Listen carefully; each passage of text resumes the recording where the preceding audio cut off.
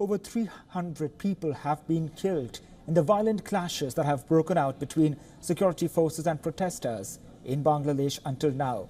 This as thousands took to the streets across the nation demanding the ouster of Bangladeshi Prime Minister Sheikh Hasina following her regime's harsh crackdown on the job quota reform protests. Apart from Dhaka, at least 15 districts in Bangladesh reported violent clashes on Sunday. The death toll was the highest for a single day from any protests in Bangladesh's recent history, surpassing the 67 deaths reported earlier on July 19th. That is when students took to the streets to demand the scrapping of quotas for government jobs. Over 300 have died since the agitation began earlier in June this year.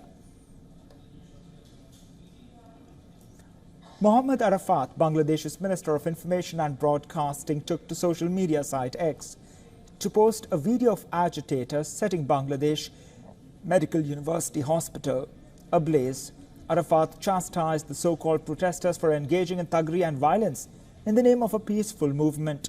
This as demonstrators blocked arterial highways, demanding Hasina to step down. The university faculties have proposed an interim government. This while the movement has preponed a long march to Dhaka earlier scheduled for August 6th. In the face of clashes, the Home Ministry imposed an indefinite nationwide curfew. Railways and internet services also remained suspended amid the ongoing crisis. Meanwhile, the Bangladesh government has announced a 3-day public holiday which begins today. This is the first time the Bangladesh government has taken such a step in the face of protests that began last month.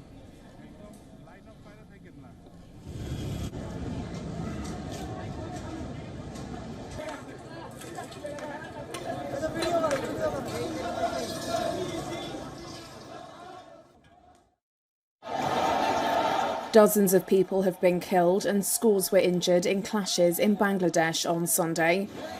Police fired tear gas and lobbed stun grenades as tens of thousands of protesters took to the streets, calling for Prime Minister Sheikh Hasina to resign. All the ministers are in hiding. Wait and see how the people will go and surround the Prime Minister's house. If Sheikh Hasina doesn't resign voluntarily, we will take our next step. The Interior Ministry declared an indefinite nationwide curfew starting at 6 p.m. local time on Sunday. It's the first time it has taken such a step during the current protests, which began last month. The unrest is the government's biggest test since deadly protests erupted after Hasina won a 4th straight term in January elections that were boycotted by the main opposition Bangladesh Nationalist Party. Critics of Hasina, along with human rights groups, have accused her government of using excessive force to stamp out the movement, a charge she and her ministers deny. Demonstrators blocked major highways on Sunday as student protesters launched a non-cooperation program to press for the government's resignation. After a national security panel meeting, Hasina said those protesting were, quote, not students but terrorists who are out to destabilise the nation. For the second time during the recent protests, the government shut down high-speed internet services, mobile operators said. Some social media platforms were also unavailable.